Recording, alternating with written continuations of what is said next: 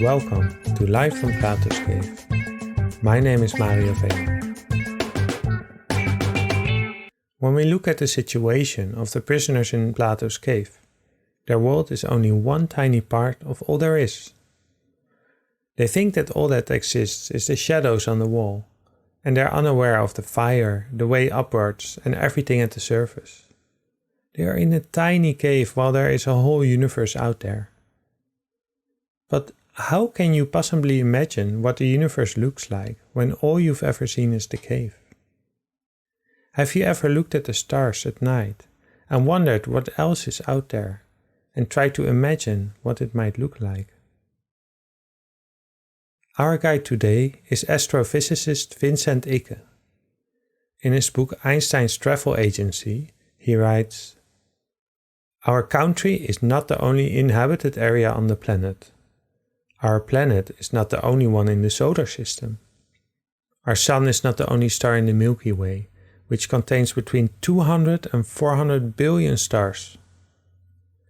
Our solar system is not the only planetary system in the Milky Way. We already discovered 4,000 others with over 5,000 planets, and we only just started to look. Our Milky Way is not the only galaxy in the universe. There are hundreds of billions of galaxies like ours." Vincent also writes, "The matter that we consist of is the most common stuff in the universe. All those planets, all those stars and galaxies were created from the same kinds of matter that we find in ourselves and around us. The energy required for life is radiated by every star, and the deep time required for biological evolution unfolds in every place."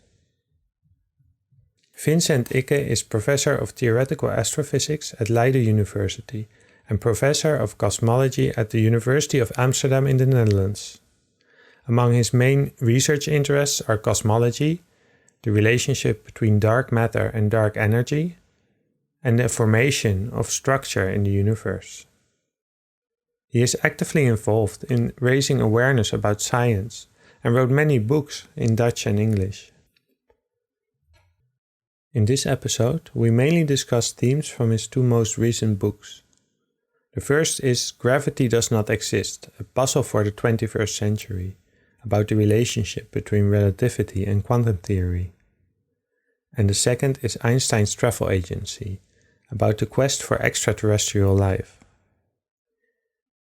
Vincent is also a visual artist, whose work covers a wide range of styles and media, for instance, imagining what an alien spaceship might look like. Vincent, thank you very much for speaking with me today. Hello, that's fine, of course. Thanks for the invitation. It's a bit awkward. We switch from, we're both Dutch and we switch to English, so we're two Dutch people having an English conversation, right? Well, that's all right. I mean, that happens all over the place, and that's no problem whatsoever. So you're not only a theoretical physicist and astrophysicist, but you're also a visual artist. For you, are those two separate professions or are they connected? Well, both, actually. I mean, they are definitely separate professions, and I must stress that they're both professions. I mean, as a physicist, I don't have a physics hobby, and as an artist, I don't have art as a hobby. I mean, I really am a professional in both cases. The connections are fairly straightforward in both in art and in science. Research is the key item. And in another sense, attentiveness. I mean, you have to be attentive to certain things, right? In art, it's the attention that you have to the image.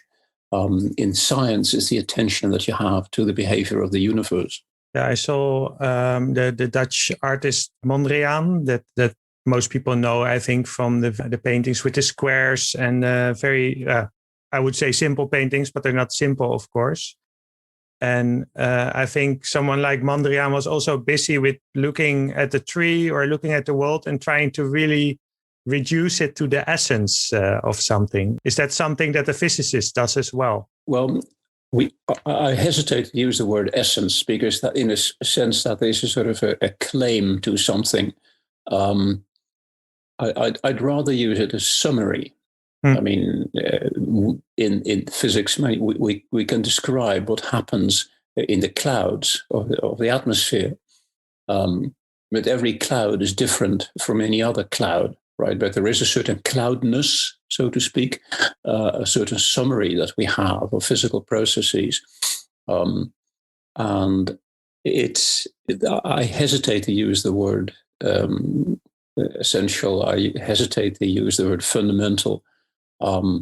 Simple is perhaps the best one can find, but I do not mean simple in the sense that it is simple to understand certain things, because even the clouds in the sky are very complex, but simple in that it has very few ingredients. And what those ingredients are is, of course, subject to research, that is subject to taste, it is subject to historical development.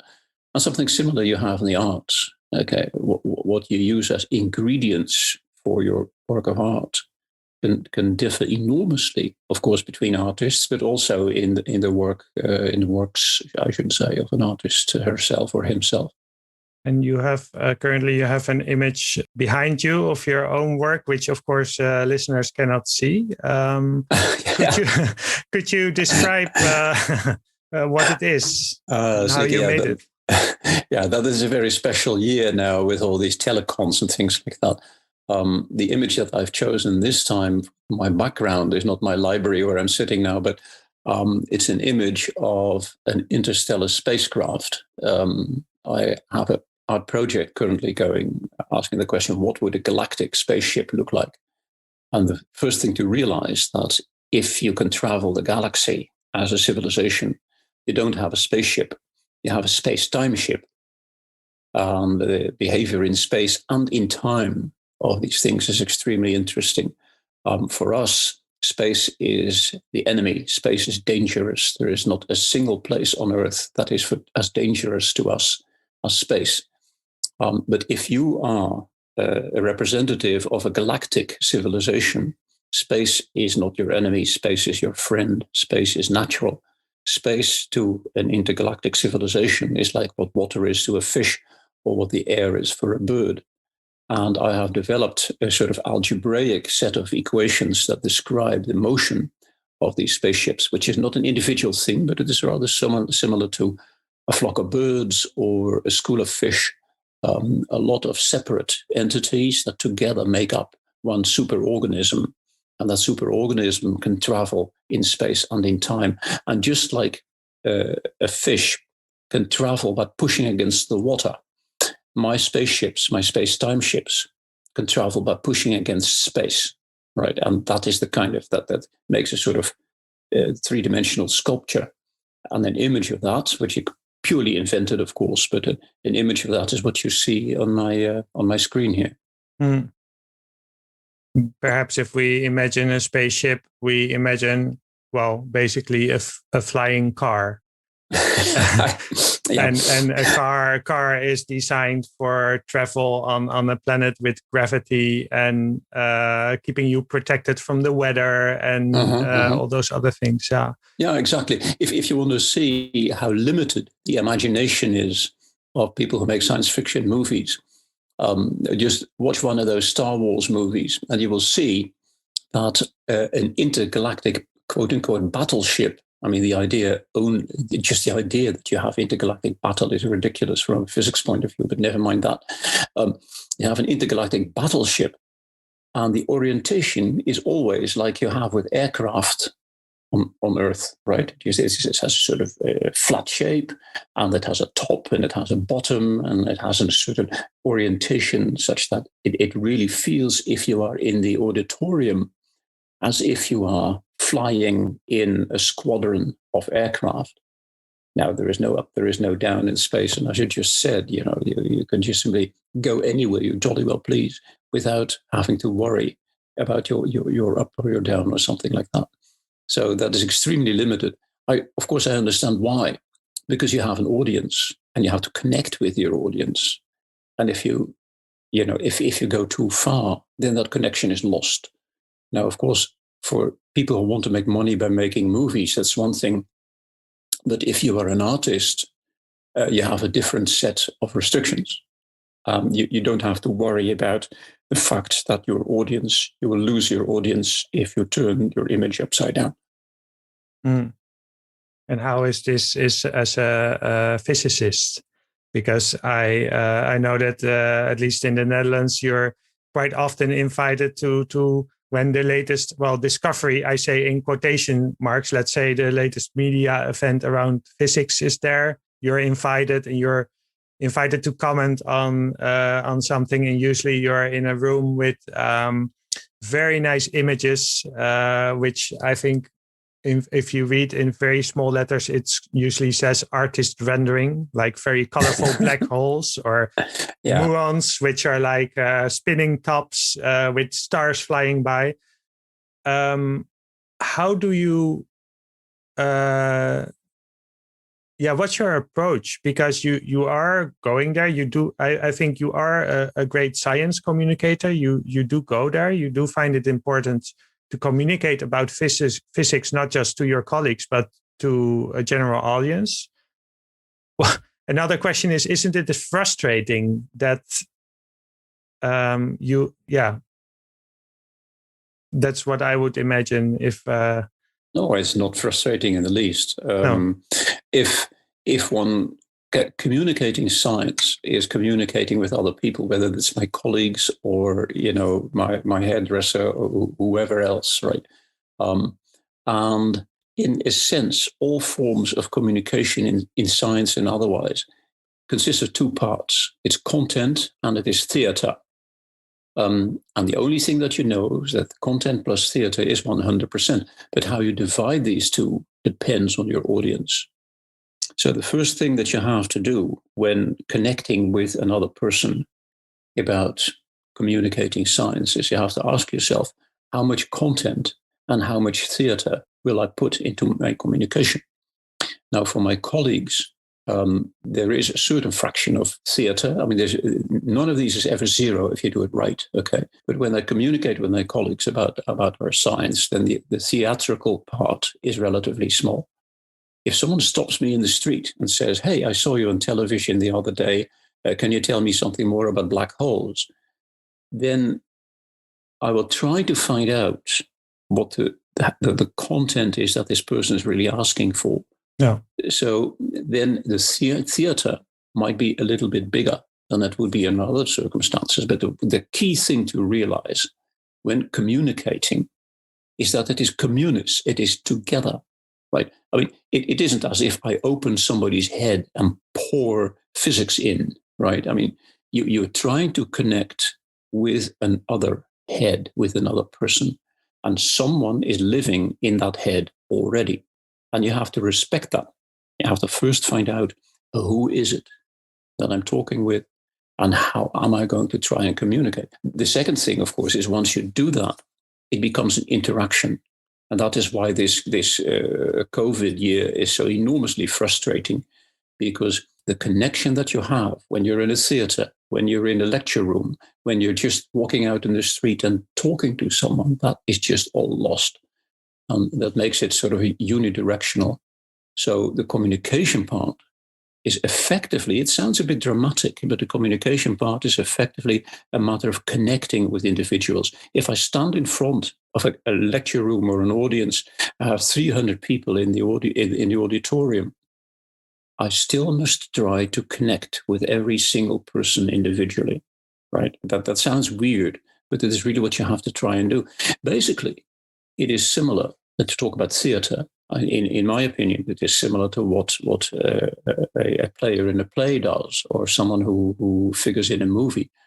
You have to think of this other person, and only when that connection is more or less established, then you can start talking about the subject that you want to talk about. And it could be the Big Bang or black holes or the origin of life in the universe, whatever else it is that you talk about.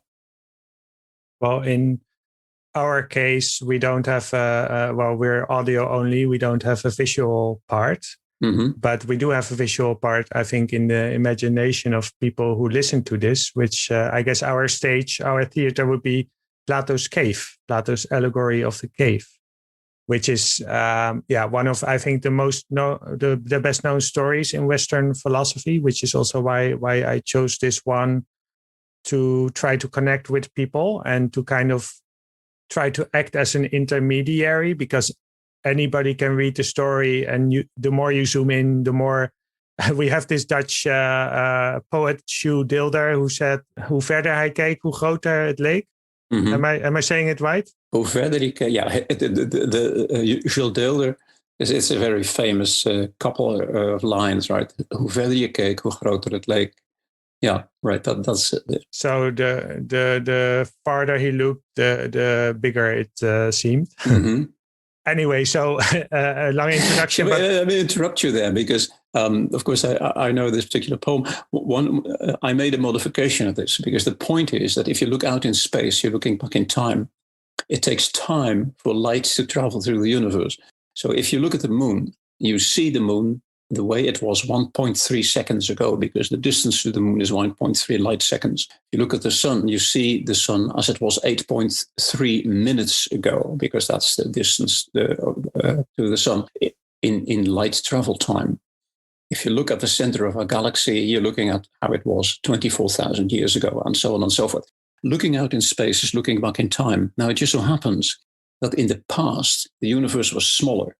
There was less space in the universe in the past than there is today. The universe, in other words, expands. So what happens is that if you look in any direction in the sky, you see the whole history of the universe all the way back to the Big Bang, when there was no space.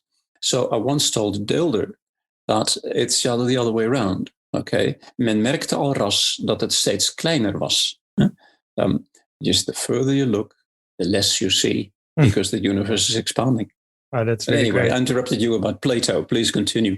Well, I'm thinking if you speak about light, the prisoners are sitting there, they're watching the shadows, but the shadows are cast by a light of the fire, and someone is walking in front of the fire. So when they're looking at the shadow, what do they see? Just if you look at it in a physical way, what is a shadow?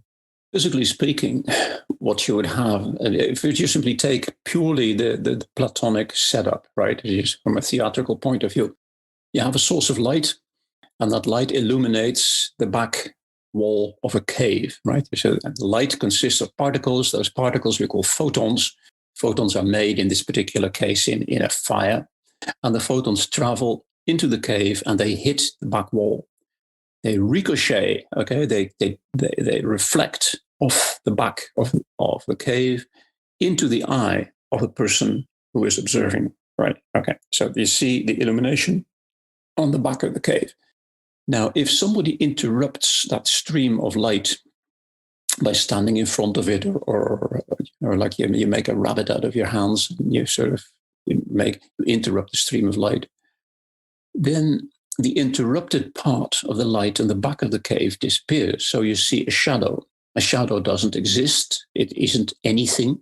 The shadow is the image of the back wall of the cave, which is not illuminated. And that means that by interrupting the stream of light, you can make certain projections. Okay, that is how old-fashioned movies work. You have a piece of celluloid, and on that celluloid you have certain kinds of paint, and you have a light that shines through the paint, and some of the light is interrupted and some of the light goes through, and that makes a kind of light distribution, and that distribution of light we call an image on the screen. And this is precisely the same in this cave, except that the propagation of light is rather simple. You stop the light or you don't. And if you stop the light, you make a dark spot in the back of the cave, and if you don't stop the light, it is light in the back of the cave. And that would be the physical description. But that, of course, is certainly not what Plato meant, because anyone knows that. One of my old friends said, a shadow is not a thing. It's a place where light can't get because something is in between. That's correct. But are all of those photons, so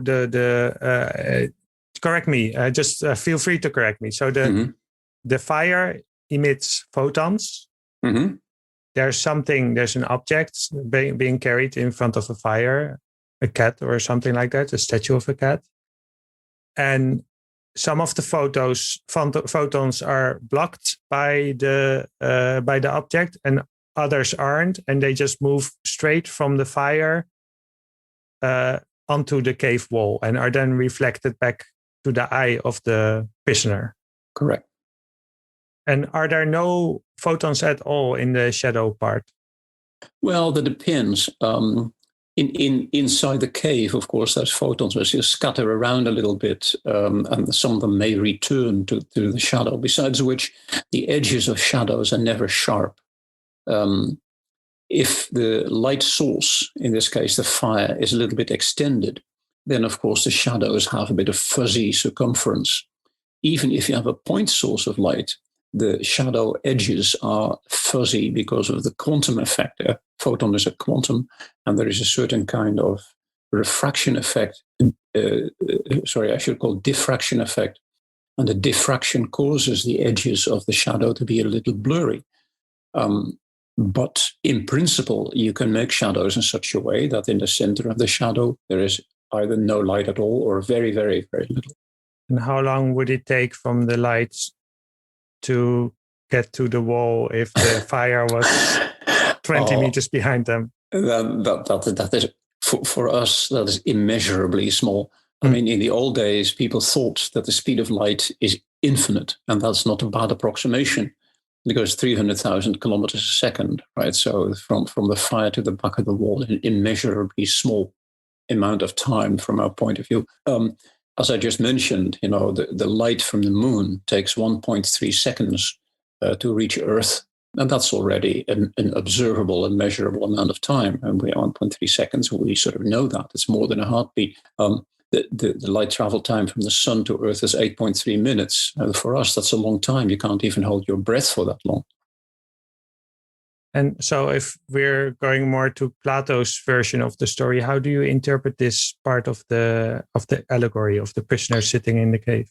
The way I understand it, I'm not a philosopher, right? You really have to ask an expert. But the way I understand it is that the pedestrian way of summarizing Plato's story is that things are not what they seem. In particular, things seem simpler than what they really are. And ultimately, what they really are is something that is beyond our understanding, right? Will always be outside our grasp. We will never quite understand. Of course, it is the first two things I would agree with. The third is something that I consider not proven. Obviously, there may be certain things in our universe that our monkey brain is not equipped to understand. I mean, we will never be able to understand the entire universe, but for the moment, we have not reached the limit. And what you can say for the shadows, for instance, is the following. Let us imagine that you have a fire and you have a wall in the cave. You put something in between, so you have a shadow. If then you take that object between the fire and the cave and you turn it around, you rotate it a little bit, you get different shadows. But these are different shadows made by the same object. Now, if you're clever, it is not unthinkable that from a collection of these different shadows, you can reconstruct what the shape in 3 dimensions, the spatial shape of that object was. In fact, that is already a known technique. An MRI scanner that they use in hospitals and stuff effectively works with this principle. You look at something from very, very many different directions, and then you can reconstruct what the thing looked like in space. Now, this is, of course, a little bit cheeky to say this, because this is a literal interpretation of this fire and cave story. You can always make it more complicated and say, well, it's only an allegory. You just said that yourself, right? It's just an allegory. What I really mean in a philosophical sense is that you never get all aspects of any given phenomenon or any given object at all times, and therefore there will always be certain things that escape you. Oh, that I would have to agree with. But a physicist already knows that.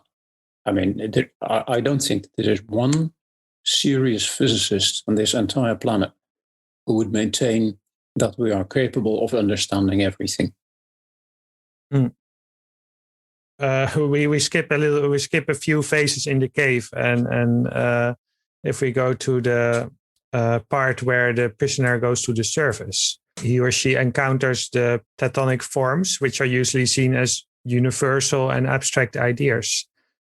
What I found really fascinating in your book, Einstein's Travel Agency, is that you use the word universal a lot, but somehow I never realized it. You use it in a very literal sense, as in this is something that is very common everywhere in the universe. This happens everywhere in the universe, and I think that just to go back to the back into the cave again, the speed of light is one of those things that is universal, right? That's correct. Yeah. Yeah. And does that have anything to do with the idea that we cannot never have perfect knowledge, or we cannot see everything at the same time, or we cannot grasp everything? I don't think so. In my opinion, again, I'm not a philosopher, but in my opinion, the fact that we will never, ever be able to understand everything is due to two things. First, what is the most obvious, is a biological limitation. We are an ape or a monkey or whatever. I mean, we're sort of, we just clambered out of the trees and started scampering around on Earth. It is exceedingly unlikely that something as primitive as a monkey, like you and me, with all due respect, but you get my point, will ever be able to understand everything. That's just a biological expectation.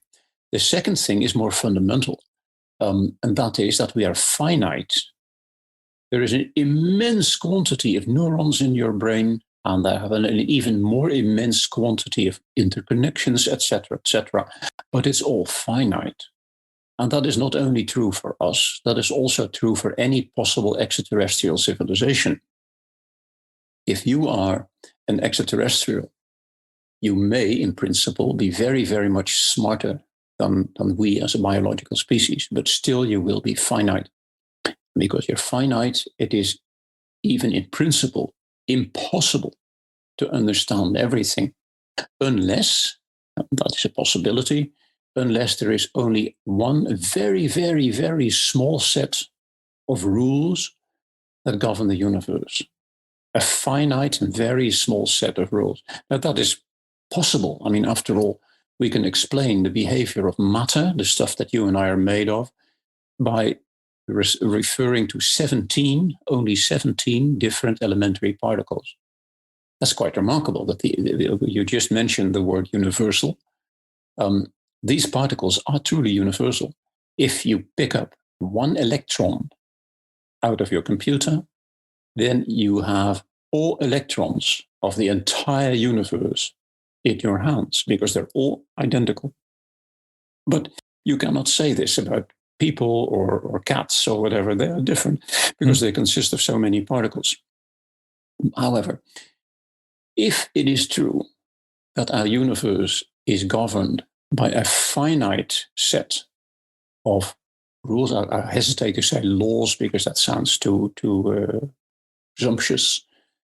But if the universe is governed by a finite set of rules, then in principle, it would be possible for a sufficiently advanced brain, for a sufficiently advanced awareness to really understand everything. But I doubt that this is the case, and just purely a practical matter.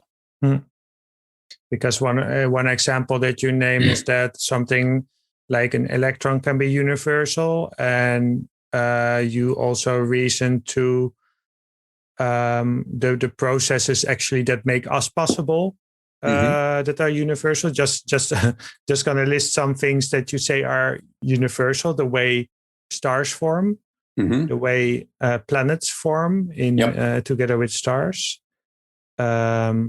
C and H, so carbon, nitrogen, hydrogen, the stuff that we are made of, which is, you say, it's the cheapest stuff in the universe. That's correct. It's everywhere.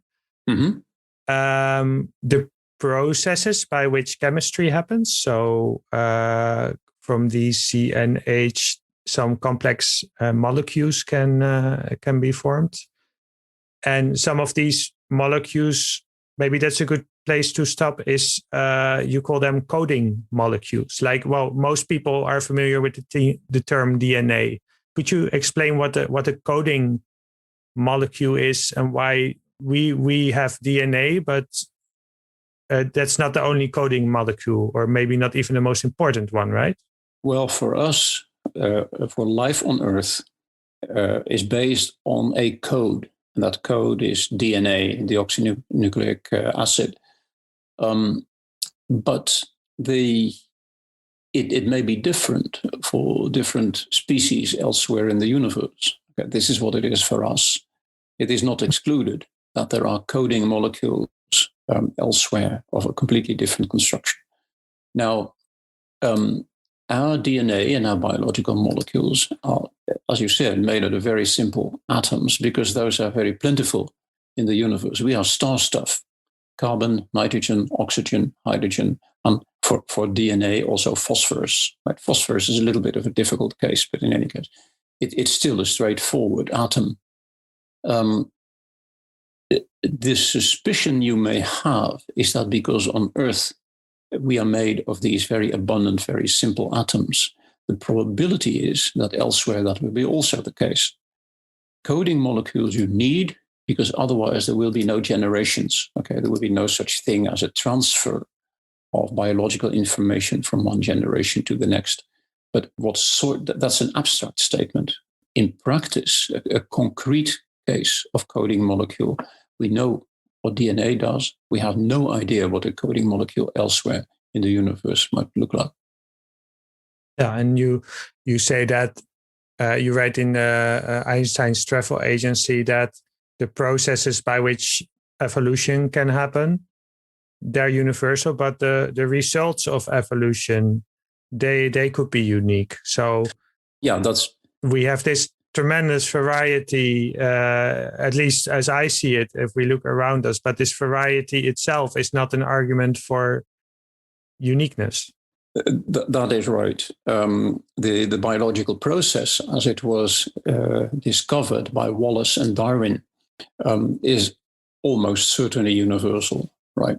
The French biochemist Jacques Monod called it le hasard et la nécessité, a chance and necessity. Necessity is basically the rules of chemistry, the rules of physics, they are just the same. And the behavior of atoms, once seen one carbon atom, you've seen them all. But the chance thing comes about in, I think the technical term for this, contingency, right? Yeah. An example that is usually given is the following. You and I, okay, mammals were very unsuccessful species on the planet Earth until 66 million years ago. There was an asteroid that hit Earth close to where now the island of Yucatan is in Mexico. That caused an ecological catastrophe. Maybe Earth was dark for like about 2 or 3 years or something because of the junk in the atmosphere. 70% of all biological species were exterminated. And among those were the most successful species of that time, which is what we call the dinosaurs. They disappeared. In fact, my biological friends tell me that any biological species where the animals were heavier than, let's say, 20, 25 kilograms disappeared. Everything, just bonk, all gone. And then the mammals, which were sort of a mouse-like little creature that dared to go out only at night when the dinosaurs were sleeping, so to speak, could evolve into very, very many different forms. And we are one of those forms. That is contingency. That is chance. If that asteroid had not hit Earth, you and I would not be here having this conversation. And that's the way it goes. And it branches in all sorts of directions, and you cannot say from the beginning in what direction it will go. We know the behavior of carbon, we know the behavior of oxygen, we know that hydrogen comes from the Big Bang, etc., etc. And there is zero chance that you can ever predict from first principles that somewhere along the biological line, you and I will come along. I think you even go so far to say that there's no exact twin of me in terms of DNA. And that's not so hard to compute. I mean, the DNA molecule consists of so many atoms, right? Even though there is a very distinct structure in DNA, there is so many different ways in which a DNA molecule can be made that it is an absolute certainty that in terms of genetic makeup, you are unique in the entire universe. But if I take one of your cells and out of one of your cells, I get your DNA, and out of that DNA, I take one carbon atom, then that carbon atom is identical to all carbon atoms all over the universe, well, except for small details. I mean, there are sort of carbon nuclei that are a little bit lighter and carbon nuclei that are a little bit heavier, but it's a physical detail. In 2 episodes ago, we spoke about geology with Marcia Björnerud. And I'm also thinking about the previous episode with Ernst van Alphen, where we spoke about I think it's called affect, but it's the ability to hold two ideas or two thoughts or two things that do not go together, but are both valid in your mind. So that's what I'm experiencing when thinking about this relationship between necessity and contingency. And if I try to summarize Marcia correctly, I think what she was saying is that, yes, the processes by which our planet Earth could form are universal, and probably they happen in other places as well. But then focusing on the contingency, that I think she said literally that's what gave Earth a chance. But the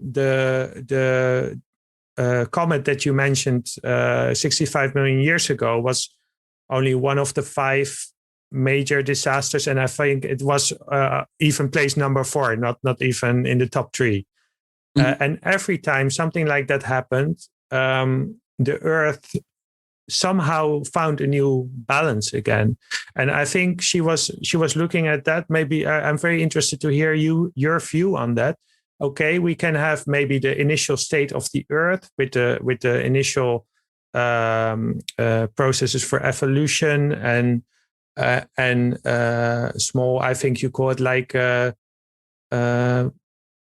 green stuff, one cellular life or something like that. But what are the chances that complex life forms evolve from this? I think the answer is we don't know. The processes of star formation and planet formation are very, very well studied. Here in the Netherlands, one of the leading lights there is Professor Ewine van Dishoek. And Professor van Dishoek basically single-handedly started the subject of cosmochemistry, which is currently one of the main areas of astronomy. I wouldn't say we know, but it's not much of an exaggeration to say that we know how stars form, we know how planets form, but that does not mean that if you follow that generic process of star formation and planet formation, you will be able to predict how any specific individual planet will form, right? From geology, from the history of our solar system and things like that, we can reconstruct a lot about the way in which our solar system and Earth formed, but there are still things that we do not know. And even apart from that, even if we could reconstruct exactly what the history of our solar system was, then there will be other solar systems where this will be completely different. How many exoplanets have we discovered at the moment? So far, I think 4,000 or 5,000. And that is a minuscule amount. It's very difficult research. I mean, it's really tough. But we have, I think, 4,000 or 5,000 or something thereabouts. And we're counting. On the other hand, we know from the theory of star formation and planet formation and things that there are something of the order of maybe 1,000 or 2,000 billion planets in our galaxy, right? And of which, of those, we have seen a negatively small fraction. Even so, with that sample of 4, 5,000, 6,000 planets that we have today, we can draw very, very far-reaching conclusions about the process of planet formation. I think, this discrepancy between how much there is, or how much there we know theoretically, I would say there is, and how much we have actually observed. And then also then of course people will ask, well, but how do you know that? I think this is one of the fascinating discussions in our time, because it goes to the heart of also trust in science, I think, right? Because when people say, well, evolution theory, oh yeah, it's a theory, something else could be possible, or a theory of relativity. I'm sure you get lots of people telling you that they actually proved that it's not true or something like that. My question is, what is a theory? How do you see a theory? I think it was Thomas Henry Huxley who said that a physical theory is organized common sense. So it is something that we can easily relate to, observable things you can touch, things that you can see, things that you can throw about, things that you can chop into pieces, etc., etc., etc. But organized. And for us, it is all a matter of finding what that organization is, right? A theory in physics is not just simply a story, or whether I think the current phrase is a narrative, right? It's not a story, it's not a narrative. A theory has a certain cohesion and a certain connection with other theories, right? It is a construction. That construction is not just something we have invented, but it is a construction that we test against what we observe in the universe. You can come up with a story, right? And then it's just a story. Like in the beginning, God created la-di-blah-di-blah. That's a good story, nothing wrong with the story, except it doesn't tally with what we observe in the universe, and therefore we have to discard it. Now, in physics, we discard and we discard and discard everything until finally we come up with a theory, a coherent description of what is actually going on. Now, that description, of course, is subject to change, because science doesn't just simply sit and admire itself, so to speak. We continually change, we query, we criticize, we get new observations, we find contradictions, we find new openings of difficult questions, and so on and so forth. So a physics theory evolves. And in fact, it is not all that different, in a sense, from the evolution in biology that we were just talking about. You try a lot of different things, you discard what doesn't work, and you keep what fits. This way, you get a coherent description of your current state of knowledge. And I deliberately say the current state of knowledge, because tomorrow we will know more. Tomorrow we will understand more. The day after tomorrow, we will understand even more. And maybe some of the things that we think we understand today, we have to revise. One other thing that one has to be aware of is that in the physical sciences, we almost never throw something away. I mean, the romantic image that the general public has of a theorist, people like myself and so on and so forth, is that we are rebels. We destroy what went before. You overthrow everything we knew, and right. I mean, the explanation, the similarity I sometimes give is like a dentist. If you go to the dentist with a toothache, you do not expect the dentist to remove all of your teeth and put something else in. You would not accept that for a fraction of a second.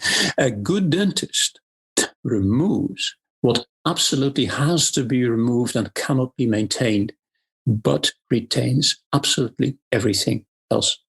So if I go to a dentist with a toothache, maybe I need a root canal, but then the main part of my tooth is still standing. Or maybe, unfortunately, that tooth will have to be removed and they put something else made out of plastic or whatever it is these days instead. But you don't remove the good teeth. And it is in this way that the physical theory also evolves. It's a classical cases you can use Newtonian mechanics for daily purposes, nothing wrong with that.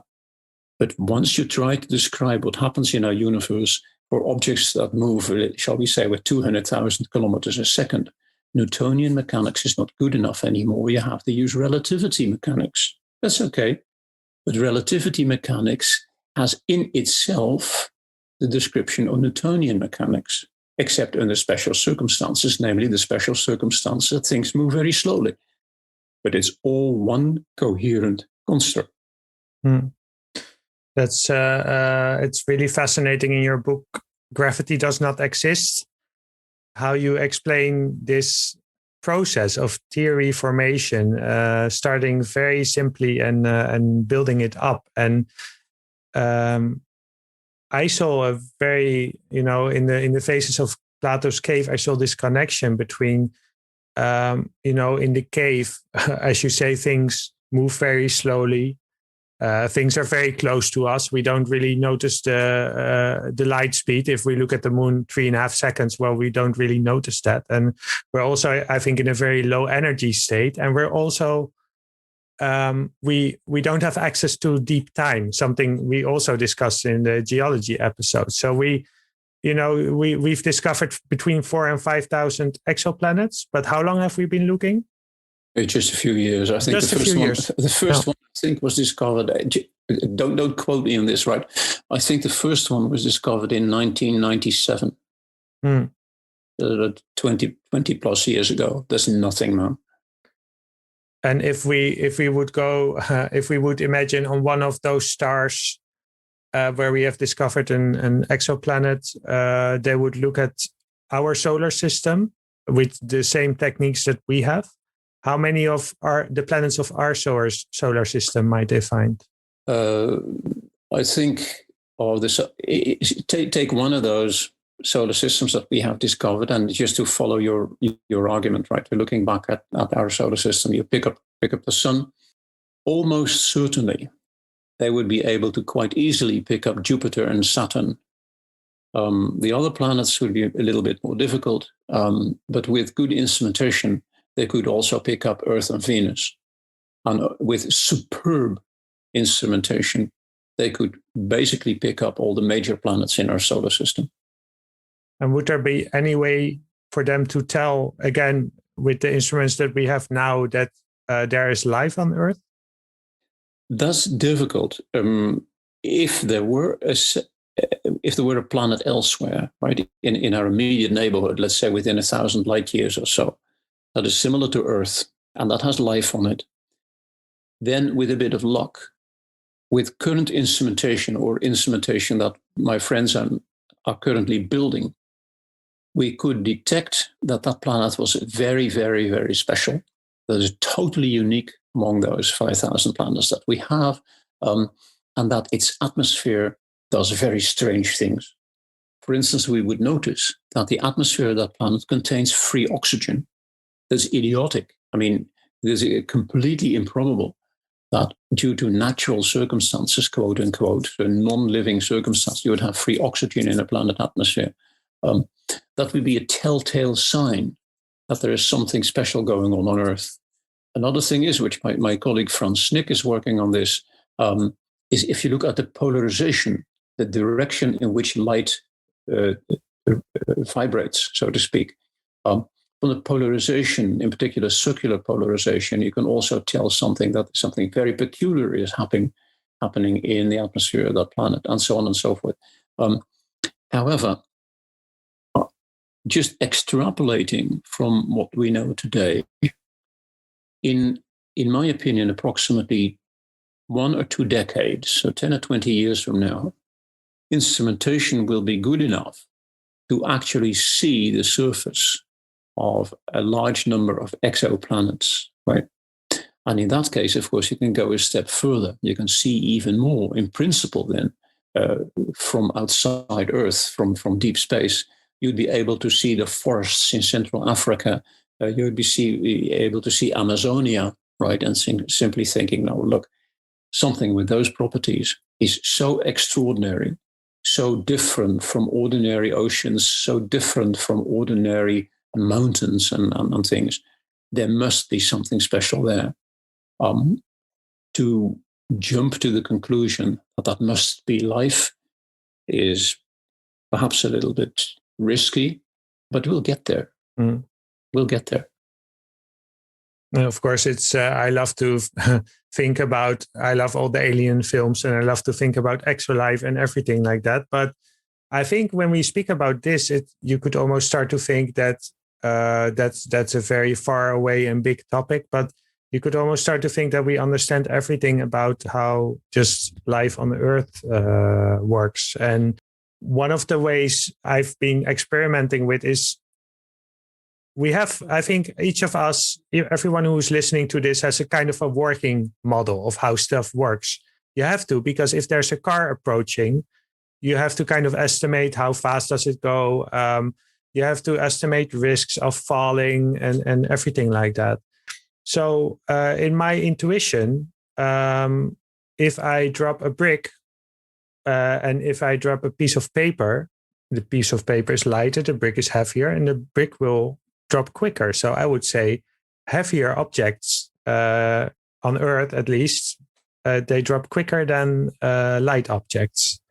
That's my intuition, but is that the case? Well, that is you can do a very simple.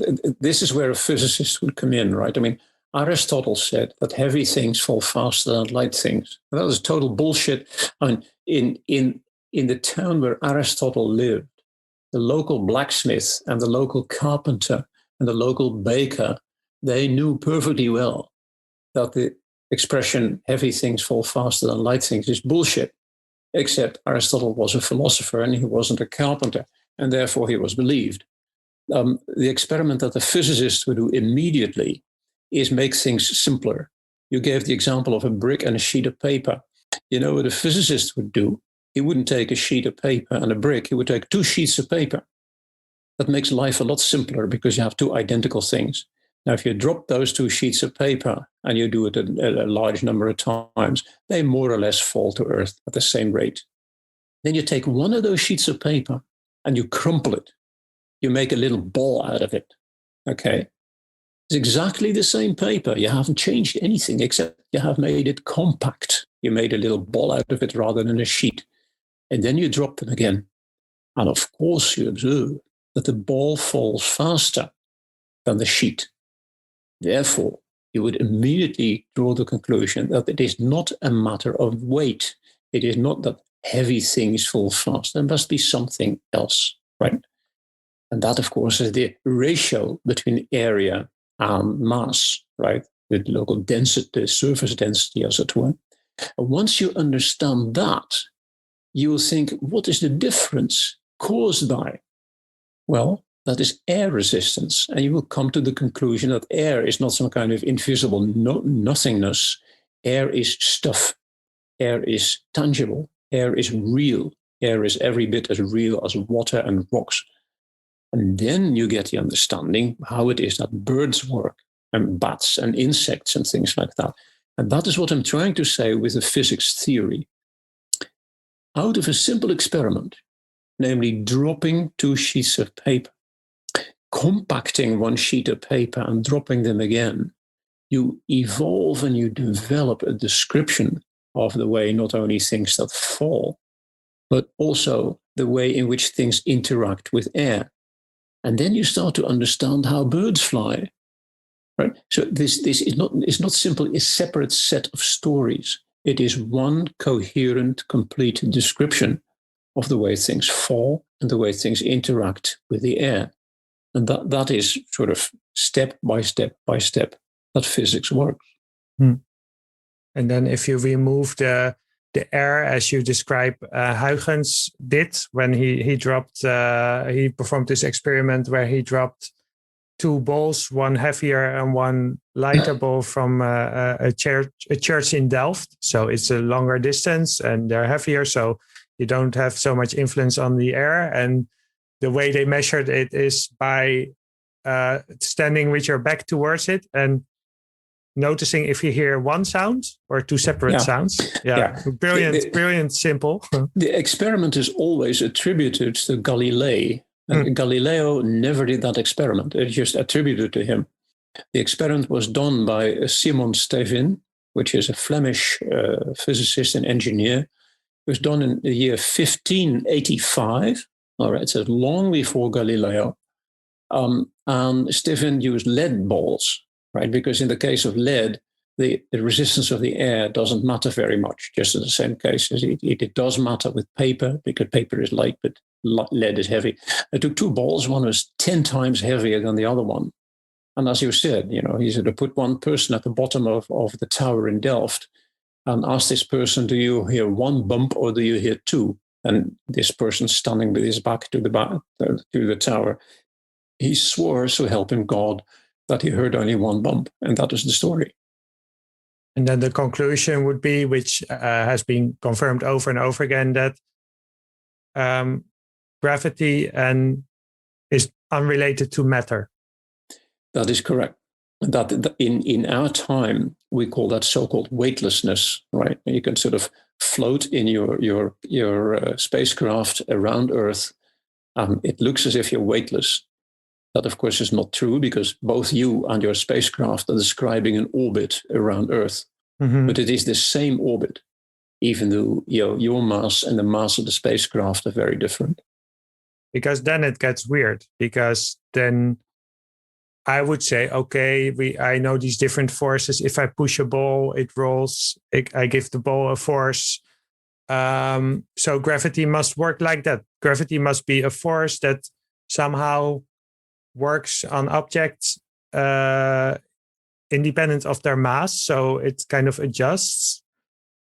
And I would say, well, okay, what makes it that something falls down? It's because of the force of gravity. But your book is called Gravity Doesn't Exist. Mm-hmm. So clearly you don't agree with that. Well, the title of my book, Gravity Doesn't Exist, was, of course, a little bit tongue-in-cheek, right? It was a little bit of a joke. On Earth, it is perfectly okay if you use Newtonian mechanics, sort of the force of gravity and so on and so forth. However, since 1915, since Einstein published his general theory of relativity, we know that orbits are not caused by things attracting one another. Orbits are caused by the curvature of space-time. So the orbits of the planets are curved, not because the sun pulls on the planets, but orbits of the planets are curved because the sun curves space-time. And that is, in a curved space, you follow curved paths, you follow curved orbits. And that also is the reason that all those objects follow the same curved path. Okay, the shortest path between 2 points doesn't depend on the color of the pencil that you use in order to describe that path. The shortest is the shortest, and that's the end of it. Mm. And that is why all those orbits are the same, and that is what causes so-called weightlessness. And the story of general relativity, namely, it is mass that curves space, and in curved space you follow curved orbits. You can summarize by saying gravity does not exist. There is no such thing as an invisible force between Earth and the sun. It is just the local curvature of space-time that causes Earth to move the way it moves. If there were a difference in the action, depending on the mass, then it cannot be understood how Earth and the moon would stay together, because the moon is very, very much less massive than Earth, and therefore, by Aristotle's argument, it would follow a completely different orbit, but it doesn't. So gravity is an old name, maybe like sunrise, or some of the other terms. We know the sun doesn't actually rise. Precisely. Well, I mean, we do this all the time, right? Yeah. You read in the newspaper, you read the weather forecast. Tomorrow the sun will be shining. Come on, give me a break. The sun will be shining for another 5 billion years. But if I were to write a weather forecast in a newspaper saying that tomorrow the clouds will intercept the radiation from the sun in such a way that, etc., then the people in the paper would think that I'm crazy. There is no such thing as temperature. temperature is a historical name for the average energy per particle, but you don't say that when the water is too hot. And similarly with the sunrise, the sun doesn't rise. Incidentally, there's a good thing that you mentioned that, because one of the things that I point out in my book on gravity doesn't exist, and also in a sense in Einstein's travel agency, is that you are perfectly free to continue using the old terms. There's nothing wrong with that. As long as you realize that saying there is a sunrise is not an expression in physics, it is simply an everyday thing that you say. No. And it gets a little bit pedantic and a little bit boring to warn for that every time. Right. You could go around. Well, actually. Yeah. Right. I think Wittgenstein would say you're playing a different language game. If you're saying what a beautiful sunrise, maybe you're playing the language game of dating, and you're not playing the language game of physics. But we do use many of the same words, I think. Yeah, that is correct what you say. There is another distinction, though, and that is in physics, you do make an effort at using one word for one thing, right? In poetry, you do the complete opposite. Yeah. And that is also something that makes it sometimes hard to explain physics to the general public. When I say energy, when I say momentum, when I say mass, when I say temperature, I mean very, very specific and distinct things. And for general public, this is not the case, right? But just as well. I mean, physics is a very specialized kind of thing that you don't particularly want to be bothered with in everyday life. Yeah. And I think particle is another example of this. And one of the intuitions, again, which I think, like things falling down, is that we generally have the idea that if you set something up, which is maybe an idealization, that you have the same setup, the same causes, it will always lead to the same consequences. Well, there again, you're going a little bit far now, because this would generate another 2 days worth of discussion. Because no, seriously, it is of course not true that doing things twice in exactly the same way produces twice exactly the same result. But because you cannot. In practice, you just plain simply cannot do the same thing twice. Right?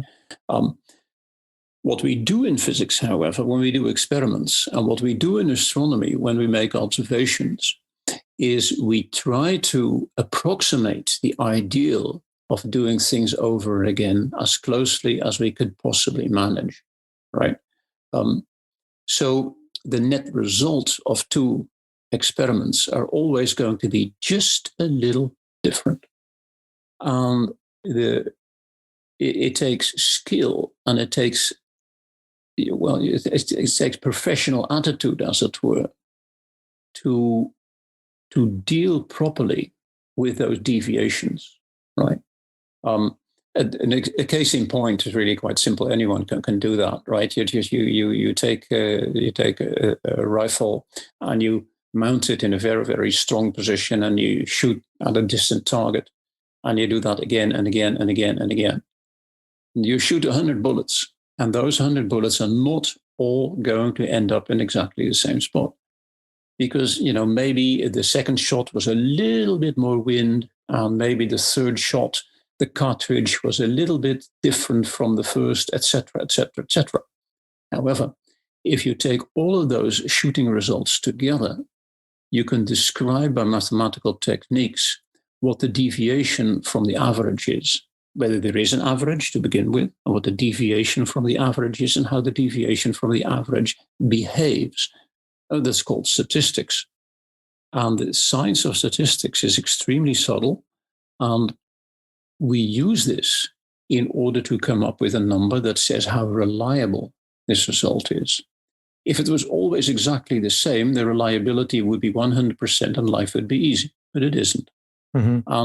Dealing with natural uncertainty, so to speak, is an extremely important part of science, And therefore, the fact that something doesn't precisely happen precisely the same way, is not unnatural. It is something to be expected. You have to deal with it, and we have techniques for that.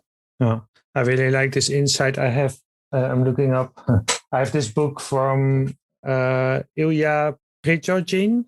Yeah. The End of Certainties.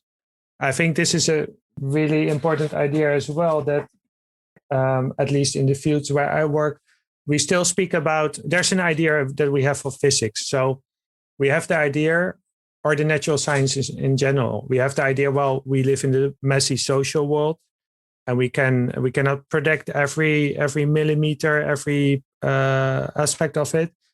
But ideally, we could, if we would follow the methods of the natural sciences, because in the natural sciences, the foundation is that if you shoot one particle somewhere, it will always land in the same place, and there you have a certain certainty. But as I understand it, uncertainty is not just uncertainty because we don't have the right instruments yet or the right experiments, right? There's a fundamental uncertainty if you look at what one proton does or one photon. Well, you have to make a distinction here between large and small. There is a fundamental difference between the quantum uncertainty, all right, and the statistical uncertainty, right? In statistical uncertainty, that obeys certain laws, and one of those simple results is that if you do the same experiment many, many, many times over again, the average, we call the term we use is converges. The average becomes better and better and better known. Okay, if you do 100 experiments, then you do 10 times better than when you did just 10 experiments, right? And the behavior of that uncertainty in the large, okay, with big objects like you and me and tennis balls and things like that, is something that is reasonably well understood, and something that you can analyze, and something that you can improve on by doing the same experiment more frequently. Right, that is quite straightforward. The technical term for this is sample size. You can increase the sample, right? In fact, it is not too hard to show that the uncertainty decreases with the square root of the size of the sample.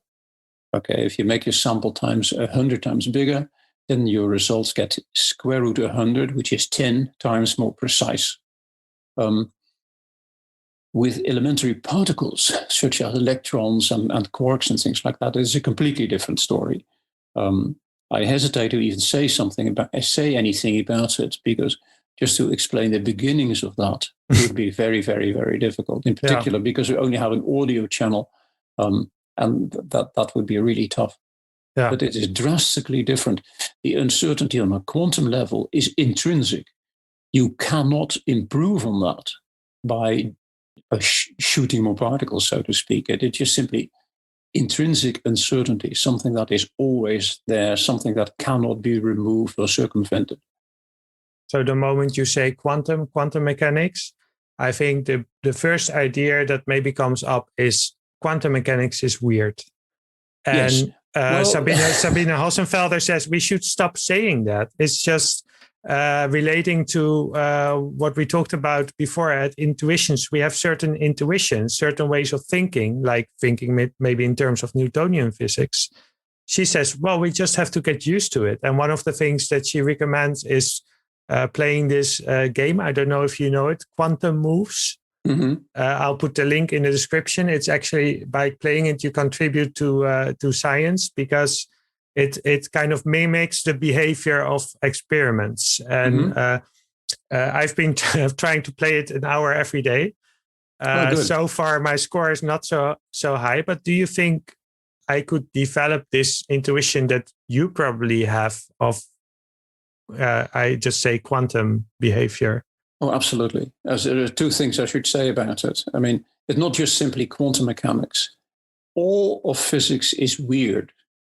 Every single bit of real physics is odd, is weird, is strange. Physics is very strange.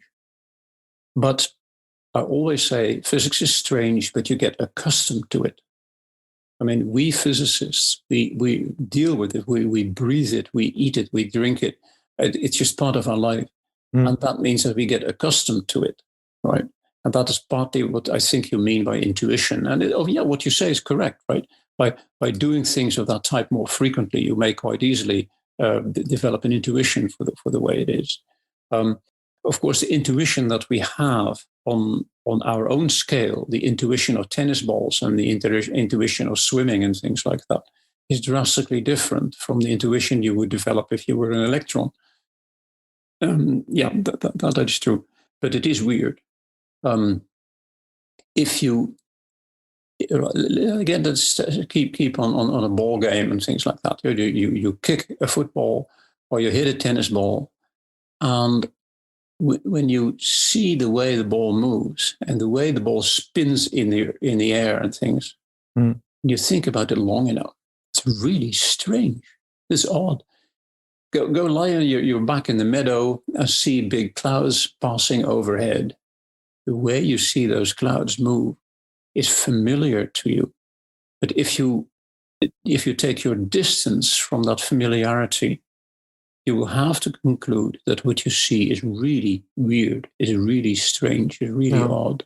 There's this phrase by, I think his name is Kumagai, making the familiar strange, as a scientific practice, but it's something you can do in everyday life as well. Mm-hmm. One of the things that I like to do is, if you look at the moon or you look at the stars, to just imagine, to kind of feel the relativity of motion, to imagine, hey, I'm moving. Yep. Absolutely. And trying to kind of make it physical as well. But there's one other example that you use sometimes, which I really like, is when you're how we can see quantum effects in everyday life, because sometimes people say, well, it's too small, we cannot say it anywhere. But then you speak about I think it's looking out of the window. Right. Yeah. In my book, Gravity Doesn't Exist, I use the following example. You go stand on the ground floor in a room in the evening, and it's dark outside, and you have the lights on inside. If the curtains are open and you look at the window, you see your face reflected in the window. Now, a neighbor who walks by on the outside can also see your face through the same window. And when you think about that, that is completely crazy, because the light that goes from your face to the window pane and goes back to your eyes is the same light that goes through the window and can be seen by the neighbor. So it is the same light that goes through the window and can be seen by the neighbor. So this experiment shows to you straight away that in our universe, the same causes do not always have the same effect. Which brings me to something in terms of how you can see how weird things are, how strange things are in physics. That is in part related to this problem of quantum mechanics. Do the following experiment. You stand next to a canal and you throw a stone into the water. Then you see around the place where the stone hit the water, a set of circles that spread out from that center. You say, that's very simple, you know what? That is, I'm making waves, just a wave, right? Then you ask yourself, what is it that is moving? You see those circles expanding away from the place where the stone hit the water. But is it the water that is moving? No. It is, you're not making a hole in the water where the water is spreading to the outside. So what is it that is spreading? What is spreading is motion of the surface of the water, but the water itself stays in the same place. Now, you do the same experiment again. You do the following. You put a little cork on the surface of the water and you make a wave. And you do not watch the wave as it propagates over the water. You watch that cork. What you will see is that when the wave comes by, the cork makes a small circular motion on the surface of the water. So what you call a wave doesn't exist. What you call a wave is actually the collective circular motion of all the surface parts of the water. Now, you already understand that this is really odd, just in the way a sunset doesn't exist. A wave doesn't exist either. A wave is not something that you can hold and that you can put in a box. A wave is something that looks in a particular way, like these expanding circles on the surface of the water. That looks because it is a collective circular motion of the surface of the water. And this is truly strange, right, when you think about it. And that is why I'm saying, effectively, when you think about it deeply enough, basically all of physics is strange, is weird. But you get accustomed to it. Besides which, you can do experiments. What I'm saying just now, throwing a stone in the water and seeing how the water moves, something that anyone can do. You don't need a big laboratory for that. You just have to be attentive. Yeah, I think the technical term for that is that emerges, or we could say even in everyday language, we know that there are some more elemental ways in which things work, which are different from our intuition in everyday life. When I take the bus, when I cross the street and I estimate how fast the car is moving towards me, which already ignores that motion, that is who is moving towards who. Right. So the everyday world we experience now, it's very strange because it emerges from something. It's like maybe like those waves, the large scale effects emerges from something which, if you start to study it, works in very different ways than the emergent things. Yeah, that's right. Yeah. In the case of water wave, it's what we call a collective action. Okay, so a mode, the word is a collective mode of the motion of the surface of the water. But when you think about emergence, you can sort of follow upwards the levels in physics. You start with the quarks and electrons and photons. Those quarks make particles that are called nucleons, protons and neutrons. Protons and neutrons make atomic nuclei. Around atomic nuclei, you have electrons, and the electron with the atomic nucleus makes an atom. Now, those atoms can sort of stick together and make molecules. Those molecules can make bigger things like you and me. Then every time you go up up is perhaps not the right word. Let's use it anyway, right? Every time you go one step further in this particular hierarchy, you get a set of phenomena that are not just simply more than what went before, but are very different. They're qualitatively different, right? If you have one electron, you've seen them all throughout the entire universe. But if I take your DNA molecule, that is unique in the universe. There's no second one anywhere, right? Because there are so many atoms that the whole thing is made of. And therefore, in some cases, you get some sort of, you might call it a hierarchy of levels, where things get not only more complex, but also different in a qualitative way. In a qualitative sense, a complicated molecule, like an enzyme in your body or something, is drastically different from just a collection of particles.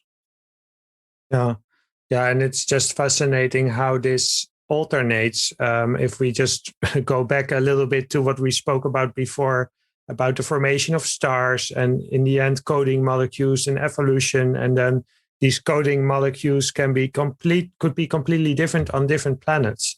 So maybe from that point, you could say, well, we cannot say anything about it. But then what you explain is that we do know, well, you can kind of theorize that the most likely planets to form are water planets, or at least planets with a lot of liquid. And the way streams of liquid behave is those are emergent phenomena that will be the same if the planet has gravity. And the way evolution happens, if there is some life, whatever life is, emerging in those waters, it will probably, if it wants to swim, I think you say it won't be shaped like a bus, because that's not that's not a very natural way to interact with liquids of So my conclusion from that was, and I don't know if it's correct, but if there is another planet, and there is it's a water planet, and there's exolife there, which is complex. That maybe if it would swim in our oceans, we wouldn't even recognize it. Well, I think we would recognize it because it would of necessity be relatively big, right? It wouldn't be on the level of individual molecules. It would be an organism. Okay, Mm-hmm. it would be well. My biological friends tell me that it is very likely that the cell wall, is an absolutely necessary part of any biological system anywhere in the universe, right? Because if you don't have a cell wall, then the processes inside there would wash out. You and need the average a kind of container, a kind of a soup pan to exactly. keep You have to everything together. separate. Yeah. It is exactly what you say. You have to separate yourself from the rest of the universe. That okay, but the processes that make that cell wall, the processes that are going on inside and stuff, we have zero guarantee that it would be similar to what is happening on Earth. My guess is that the answer is yes, it would be very similar, because we are made out of those completely common atoms, right? If life on Earth were made out of very exotic molecules with exotic combinations of exotic atoms and things like that, then I would say, well, that is so improbable. In fact, some biologists also already say that, well, it is a little bit improbable because of the appearance of phosphorus in our DNA. Carbon, nitrogen, oxygen, hydrogen are extremely common in the universe, but phosphorus is not really quite so common. Now, the argument that many people use against that, and I also use that argument in my book, Einstein's Travel Agency, is that probably life on Earth originated not on the surface, but in the deep oceans, next to those ocean vents where hydrothermal water is coming up. They call them black smokers. And these black smokers carry all manner of minerals that are carried up from the inside of Earth. And phosphorus is one of those minerals. Sulfur also, by the way. And quite possibly life started there because phosphorus and sulfur were common under those specific circumstances. There's no proof, there's no guarantee until we find a second Earth somewhere in the universe. Mm-hmm. So it's really fascinating to think about exolife as an actual scientific possibility. When do you think, what is your prediction something will be discovered? Well, it's very, very hard to put an actual date on that. But my colleagues who build instruments are so clever, and they're building such wonderful gadgets with which to study the universe that it is almost certain that I'm being too conservative.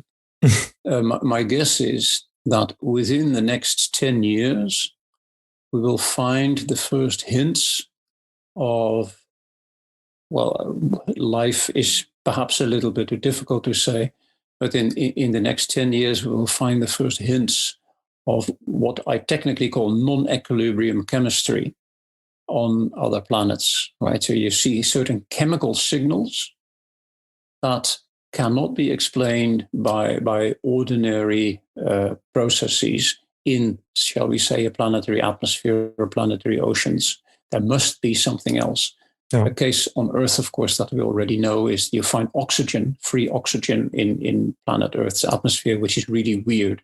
There's no natural processes besides life that produce that.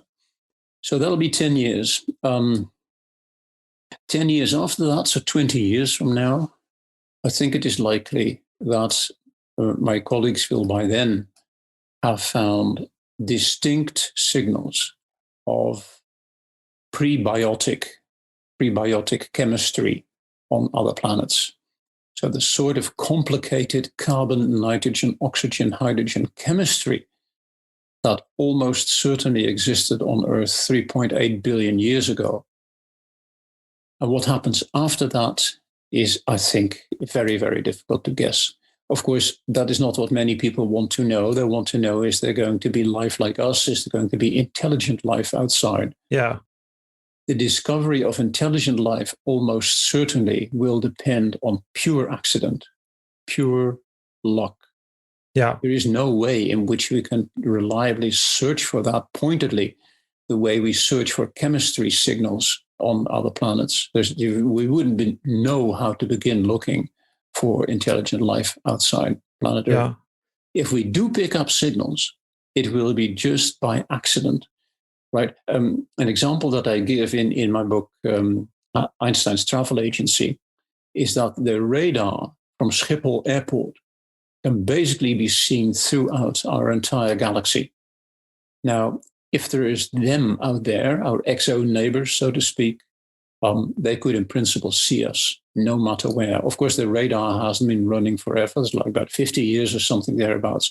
So there is a sphere around planet Earth with a radius of 50 light years.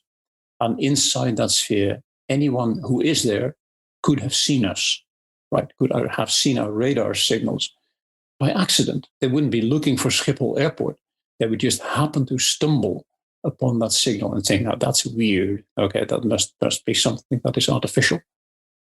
In the same way, we could purely by accident pick up signals from an extraterrestrial civilization. It could happen tomorrow, and it could happen never. We have no idea. Yeah. And of course, you say, well, if we pick up something, it will probably not be complex life. But of course, we know how things work. It will be a huge news event. There will be a hype. There will be a run on subsidies. There will be a lot of people who want to speak about that. And of course, you're going to be invited in all those talk shows. And there will be wild speculations, no matter how much you try. So So given that I think we can say fairly certain there's a very high chance that this news will break somewhere in the coming years or decades. What would your main message be? What would be the main message that you would want to communicate if that happens? Or I should say when that happens. Well, there's two things, right? One is, of course, I would really want to query my colleagues, precisely what is it that you have found? Precisely how did you do that? How reliable is it, et cetera, right? Because we've made claims before that they didn't turn out to be correct.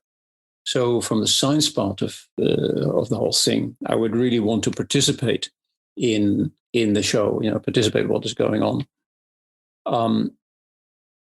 It would be too easy to tell the general public, "Ha, we told you so."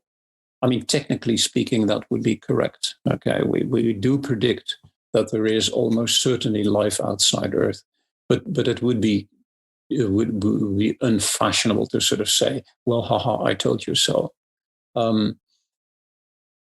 What the basic message I would want to convey to people there is a message that I also try to give when I stand in front of an audience, but it's a message that I also give to my students and my graduate students. And that is very simply this: remember, do not think too soon that something is impossible. We have a tendency of saying, "Well, yeah, that can't be right, that can't be possible, et cetera." And yes, indeed, some things are impossible, but more is possible than you think. So if 20 years from now we find signs of life outside Earth, I say, okay, that's a good example. Do not think too soon that something is impossible. Vincent, thank you very much for speaking with me. I have much more questions. I hope you will answer them another time. It's very nice for you to invite me. Thank you very much for that. And I hope to talk to you some other occasion. And thank you for listening. It turns out theoretical physics is complicated. Who could have known? At the end of my conversation with Vincent, I had many questions left. For instance, what is the most important unresolved physics question of our time? And how might we go about solving it? Vincent was gracious enough to agree to have another conversation. In this episode, we mainly talked about astrophysics, and in the next we will explore theoretical physics. If, like me, you only vaguely remember your high school physics, check out Vincent's book Gravity Does Not Exist. For other episodes and how to support this podcast, check out livefromplatoscave.com. I hope to see you again next month.